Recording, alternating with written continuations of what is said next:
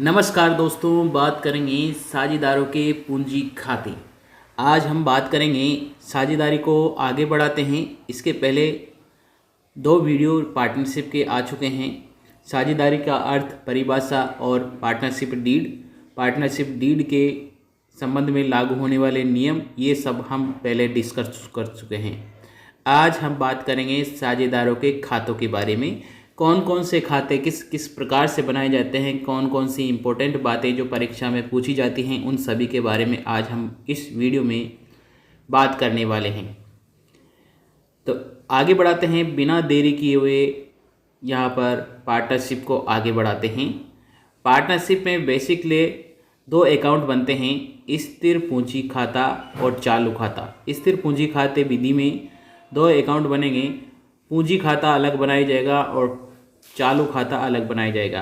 यानी कि pics method में जो अकाउंट बनेंगे वो दो प्रकार के बनेंगे। एक तो साझेदारों के capital account, partnership of capital account और पार्टनरशिप ऑफ करंट अकाउंट।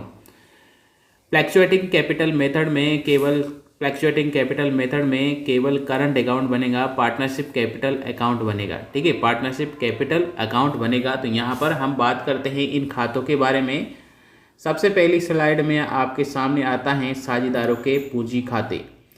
इसमें स्थिर विधि में पूंजी खाते में पहली विधि है अपने पास में स्थिर पूंजी खाते। इसके अंतर्गत साझेदारों में दो प्रकार के पूंजी खाते रखे जाते हैं। नंबर एक, साझेदारों के पूंजी खाते, जिसमें साझेदारों के द्वारा विनियोजित पूंजी को क्रेडिट पक्ष में लिखा जाता है। और नंबर दो पे आता है साझेदारों के चालू खाते, जिसमें साझेदारों के द्वारा विनियोजित पूंजी में लाभ,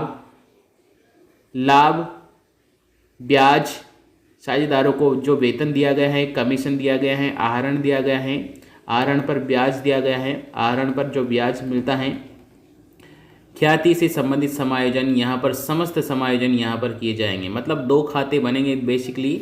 यहाँ पर जो पहला खाता होगा वो करंट अकाउंट होएगा। आगे हम फॉर्मेट देखने वाले हैं। तो पहला है capital account, partners capital account होगा, जिसमें केवल उसके द्वारा जो विनियोजित पूंजी हैं उसी को लिखा जाता है। दूसरा अकाउंट होगा जो साझेदारों के करंट अकाउंट होंगे। साझेदारों के करंट अकाउंट में इसमें विनियोजित पूंजी पर ब्याज, विनियोजित पूंजी तो आपको पहले अकाउंट में लिखने हैं, लेकिन उस पर इंटरेस्ट लग रहा है, आपने इन्वेस्टमेंट किया है, उसमें कैपिटल पर इंटरेस्ट लगेगा। लाभ हानि खाता, प्रोविजन लिखे गए। और साझेदारों के वेतन, कमीशन और आहरण पर ब्याज और ख्याति से संबंधित में समायोजन और अन्य प्रकार के जो समायोजन होंगे वो यहाँ पर करंट अकाउंट में लिखे जाएंगे। आपको समझ में आ गया होगा कि इस विधि में केवल दो खाते बनेंगे। इस विधि में कितने खाते बनेंगे? दो खाते बनेंगे। एक पार्टनर्स कैपिटल अकाउंट होगा, एक पार्टनर्स करंट अकाउंट होगा। पार्टनर्स कैपिटल अकाउंट में केवल विनियोजित पूंजी, यानी कि उसके द्वारा इन्वेस्टमेंट किया गया है, उसके द्वारा कैपिटल लगाई गई हैं, वही राशि इसमें लिखी जाती हैं। जबकि चालू खाते में उसके द्वारा पूंजी के अलावा जो उन्होंने इन्वेस्टमेंट किया है उसके अलावा जितने भी एडिशनल जो भी खर्च किए हैं, उसके द्वारा जो भी पूंजी पर इंटरेस्ट लगा है, उसके द्वारा एक्सपेंसेस किए गए हैं, वो सब कुछ इसमें लिखे जाते हैं पार्टनर्स के द्वारा। तो पार्टनर्स के चालू खाते में पार्टनर्स के विनियोजित पूंजी पर इंटरेस्ट लगता है। लाभ हानि provision for profit and loss appropriation account बनता है, उसका बैलेंस आता है। साझेदारों के वेतन, कमीशन, आहरण पर ब्याज, ख्याति समायोजन का किया जाता है इस खाते में। आगे नेक्स्ट हम बात करते हैं अगली स्लाइड में, और अगली स्लाइड में देखते हैं उसके द्वारा जो परिवर्तनशील पूंजी खाते हैं उसमें क्या होता है। इसके अंतर्गत साझेदारों के पूंजी खाते में केवल एक ही अकाउंट बनता है दोस्तों। इस विधि में इसमें केवल आपको पार्टनर्स कैपिटल अकाउंट बनाना है, और इसी में जो उसके द्वारा विनियोजित पूंजी हैं उस पर इंटरेस्ट हैं, लाभ हानि है, यानी कि provision for profit and loss appropriation account का बैलेंस है, वेतन है, कमीशन है, आहरण पर ब्याज हैं, ख्याति हैं, उसके द्वारा अन्य समायोजन हैं, यहाँ पर किए जाएंगे। अब यहाँ पर लाभ के बारे में profit and loss appropriation account का डिस्कस किया जा रहा है बार बार, तो ये हम नेक्स्ट सेशन में आपको बताने वाले हैं। आज केवल इनके फॉर्मेट देखने वाले हैं, कौन कौन से लाभ हानि खाते होते हैं, कौन कौन से खाते बनाए जाते हैं पार्टनर्स में, वो देखते हैं। आगे profit and loss appropriation account का अलग से सेपरेट वीडियो बना दिया जाएगा, जिसमें आपको profit and loss appropriation account कैसे निकालते हैं, किस प्रकार से होता है, वो सब कुछ उस वीडियो में आपको मिल जाएगा। तो यहाँ पर आपको उसकी चिंता करने की ज़रूरत नहीं है। बस इतना याद रखें कि परिवर्तनशील पूंजी खाता यानी कि फ्लैक्चुएटिंग कैपिटल मेथड में पार्टनर्स की capital of interest of capital, उनके द्वारा विनियोजित ड्राइंग्स, इंटरेस्ट ऑन ड्राइंग, उसके द्वारा कमीशन, वेतन, आहरण या गुडविल जो भी हैं वो यहाँ पर लिखे जाते हैं इस खाते में। ठीक है, तो यहाँ पर सब कुछ खाते एक ही खाते में आते हैं, तो पार्टनर्स कैपिटल अकाउंट बनाते हैं। ठीक है, स्थिर विधि में 2 खाते बनेंगे, वहाँ पर पार्टनर्स कैपिटल अलग बनेगा, पार्टनर्स करंट अकाउंट अलग बनेगा। यहाँ पर एक ही खाता बनेगा, पार्टनर्स कैपिटल अकाउंट। ठीक है, मतलब पार्टनर्स की 2 विधियों का यूज किया गया है यहाँ पर, और दोनों याद रखनी है आपको कौन से में कौन सा खाता बनता है। नेक्स्ट हम बात करते हैं, अगली स्लाइड में आते हैं। कुछ महत्वपूर्ण बातें यहाँ पर आपको ध्यान रखनी है। पहली बात है, यदि समान राशि पर आहरण प्रत्येक माह में एक निश्चित तिथि पर किया जाएगा तो ब्याज की गणना निम्न प्रकार की जाएगी। ठीक है, तो ब्याज की गणना करने के लिए ये कुछ पॉइंट हैं जो इंटरेस्ट निकालते हैं, वो ड्राइंग्स पर इंटरेस्ट ऑन ड्राइंग निकालने के लिए कुछ बातों का ध्यान रखना पड़ेगा आपको। पहली बात हम यहाँ पर डिस्कस करते हैं। पहली बात यहाँ पर है, जब साझेदार द्वारा विभिन्न तिथियों पर विभिन्न प्रकार की धनराशियाँ आहरित करता है, यानी कि ड्राइंग्स करता है, विभिन्न प्रकार की आहरण करता है। आहरण आप समझ ही गए होंगे। जब भी कोई भी पार्टनर्स बिजनेस में से अपने बिजनेस में से कुछ निजी प्रयोग के लिए जो राशियाँ धनराशियाँ अपने निजी प्रयोग के लिए करता है, बिजनेस में से निकालता है, आहरण करता है, पैसा निकालता है या किसी प्रकार से संपत्ति का यूज करता है, तो वो ड्राइंग्स कहलाती हैं। और उस पर ब्याज की गणना के लिए कुछ बातें यहाँ पर ध्यान रखने वाली हैं। जब साझेदारों द्वारा विभिन्न तिथियों को विभिन्न धनराशियों को आहरित किया जाता है, तो ऐसी दशा में देखो, ऐसी दशा में औसत पूंजी, औसत भुगतान विधि, औसत भुगतान तिथि अथवा गुणनफल विधि के अनुसार ब्याज की गणना की जाएगी। तो यहाँ पर 2 विधियाँ हैं यहाँ पर आहरण की, एक औसत भुगतान विधि और एक गुणनफल विधि। इनके सेपरेट वीडियो आपको मिल जाएंगे दोस्तों, तो यहाँ पर टेंशन करने की ज़रूरत नहीं है कि किस प्रकार से कैलकुलेशन करते हैं, किस प्रकार से गणना करते हैं। ये यहाँ पर आपको केवल बात याद रखनी है। अभी तो यहाँ पर बातें डिस्कस कर रहे हैं, इनके डिस्कशन के बारे में भी हम सब सेपरेट आपको अलग से कैसे कैलकुलेट करते हैं, किस प्रकार से गणना करते हैं इंटरेस्ट ऑन ड्राइंग की, यहाँ पर केवल आप नाम लेते हैं। ठीक है, आगे हम इनको पूरा डिटेल से देखने वाले हैं। यदि आहरण प्रत्येक माह की पहली तारीख को, अब ये बात याद रखनी है, ये परसेंटेज याद रखना है, पहली तारीख को किया जाता है, ड्राइंग्स यानी कि फर्स्ट तारीख को ही कर दिया गया है, तो उस पर इंटरेस्ट होगा 6.5 माह का। ठीक है, उस पर कितने महीने का ब्याज लगाया जाएगा? 6.5 माह, यानी कि 6.5 माह का ब्याज लगेगा। और यदि आहरण प्रत्येक माह की अंतिम तारीख को किया जाता है, अंतिम तारीख को किया जाता है, तो 5.5 माह का, यानी कि 5.5 माह का यहाँ पर इंटरेस्ट मिलेगा। ठीक है, और अगली बात है, यदि आहरण प्रत्येक माह के मध्य की तिथि को किया गया है, तो यहाँ पर 6 महीने का ब्याज की गणना की जाएगी। तो यहाँ पर वापस से बता देते हैं कि अगर पहली तारीख को अगर आपने इंटरेस्ट ड्राइंग किया है, तो उस पर इंटरेस्ट कितने महीने का मिलेगा? इंटरेस्ट 6.5 महीने का बिजनेस को इंटरेस्ट मिलने वाला है। ठीक है, और अंतिम तारीख को अगर आहरण किया है पार्टनर्स ने, तो बिजनेस को 5.5 माह का इंटरेस्ट मिलने वाला रहता है। और यदि प्रत्येक माह की मध्य की तारीख को यहाँ पर ड्राइंग्स किया है, तो 6 महीने का यहाँ पर ब्याज मिलता है, आहरण पर ब्याज मिलता है। तो ये आपको ध्यान रखना है, ये आगे कैलकुलेशन में बहुत काम आने वाली चीज़ें हैं दोनों। आगे देखते हैं, ये हमने डिस्कस कर लिया है। आगे देखते हैं साझेदारों के खातों का प्रारूप। यहाँ पर साझेदारों के पार्टनर्स के फॉर्मेट दे रखे हैं, सामने आपके हैं। पहली विधि है स्थिर विधि, उसमें 2 खाते बनते हैं, ये हमने डिस्कस किया है। अब इनके फॉर्मेट हैं अलग अलग।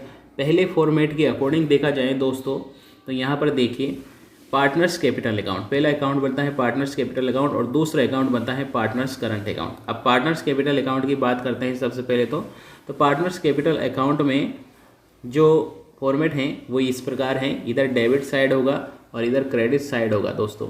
यहाँ पर ठीक है, 4, 1, 2, 3, 4, 5, 6, अगर ये 6 कॉलम हैं, अगर 2 पार्टनर हैं तो पार्टनर्स का कॉलम बढ़ जाता है, बाकी पर्टिकुलर और जो भी पार्टनर्स हैं उसके नाम आ जाएंगे। ठीक है, तो इधर डेबिट साइड पर आपको सबसे पहले जो परमानेंट विड्रॉ किया है, ठीक है, यहाँ पर देखिए सबसे पहले क्रेडिट करेंगे। यहाँ पर सबसे पहले लिखेंगे बाय बैलेंस बीडी। क्या लिखेंगे? By balance B. यहाँ पर लिखेंगे उसकी अमाउंट जो भी है, जैसे 2 पार्टनर हैं, 2 पार्टनर की अमाउंट आ जाएगी उसके सामने। एक ही पार्टनर 5 लाख है, 2 की 6 लाख है, तो जैसे कि जो भी राशि है कैपिटल की वो यहाँ पर लिखी जाएगी बाय बैलेंस बीडी, यानी कि ओपनिंग बैलेंस यहाँ पर कैपिटल का लिखा जाएगा। ठीक है, उसके बाद अगर एडिशनल कैपिटल इंट्रोड्यूस किए हैं, मतलब पैसा लगाया है, एडिशनल कैपिटल लगाया है, तो वो भी लिख दिया जाएगा।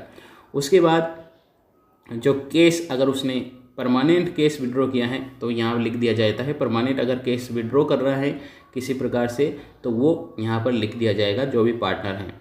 उसके बाद इसका टोटल कर लिया जाता है इधर का, और बैलेंस निकाल लिया जाता है, और बैलेंस आ जाता है CD। ठीक है, तो इस टोटल को बैलेंस निकाल लेते हैं। ठीक है, तो ये फॉर्मेट आता है पार्टनर्स कैपिटल अकाउंट का। ठीक है, यहाँ पर 2 कॉलम होंगे, पार्टनर्स कैपिटल अकाउंट और पार्टनर्स करंट अकाउंट। ठीक है, तो पार्टनर्स कैपिटल अकाउंट में केवल आपको कैपिटल लिखनी है, उसके द्वारा पूंजी जो इन्वेस्टमेंट किया है, विनियोजित पूंजी है, वही लिखी जाती हैं। उसमें ओपनिंग बैलेंस लिखी जाएगी। उसके बाद अगर उसने एडिशनल कैपिटल लगाई है, और उसके बाद यदि उसने परमानेंट विड्रॉ किया है तो वो लिखा जाता है। उसके अलावा बैलेंस निकाल लिया जाता है। ठीक है, तो बैलेंस निकल जाएगा। उसके बाद पार्टनर्स करंट अकाउंट बनाया जाएगा। अब पार्टनर्स करंट अकाउंट में डेबिट साइड पे कौन सी मदें आएगी, क्रेडिट साइड पे कौन सी आएगी, ये आपको ध्यान रखनी है। सबसे पहले डेबिट साइड की बात करें तो डेबिट साइड पे देखिए सबसे पहले बैलेंस आ जाएगा पार्टनर्स करंट अकाउंट का। अगर ओपनिंग बैलेंस दे रखा है, in case of debit opening balance, अगर बैलेंस दे रखा है, क्वेश्चन में हमें बैलेंस दिया हुआ है कि पार्टनरशिप फर्म का ओपनिंग बैलेंस है, पार्टनर्स करंट अकाउंट का ओपनिंग बैलेंस है, तो वो दोनों के खाते में लिख दिया जाता है। उसके अलावा ड्राइंग्स की हैं तो कितनी राशि उसने ड्राइंग्स की हैं वो यहाँ पर लिख दी जाती हैं। और डेबिट साइड की बात कर रहे हैं, डेबिट साइड पे एक तो आपने बैलेंस लिख दिया है, ओपनिंग बैलेंस, डेबिट बैलेंस, अगर डेबिट बैलेंस दे रखा हो तो डेबिट बैलेंस में लिखेंगे, क्रेडिट बैलेंस दे रखा हो तो क्रेडिट बैलेंस में लिखेंगे, ये भी ध्यान रखना है। ठीक है, इंटरेस्ट ऑन ड्राइंग और इंटरेस्ट ड्राइंग, ये भी डेबिट किया जाता है। इंटरेस्ट ऑन ड्राइंग और इंटरेस्ट ड्राइंग और इंटरेस्ट ऑन ड्राइंग दोनों ही डेबिट साइड पे लिखी जाती हैं।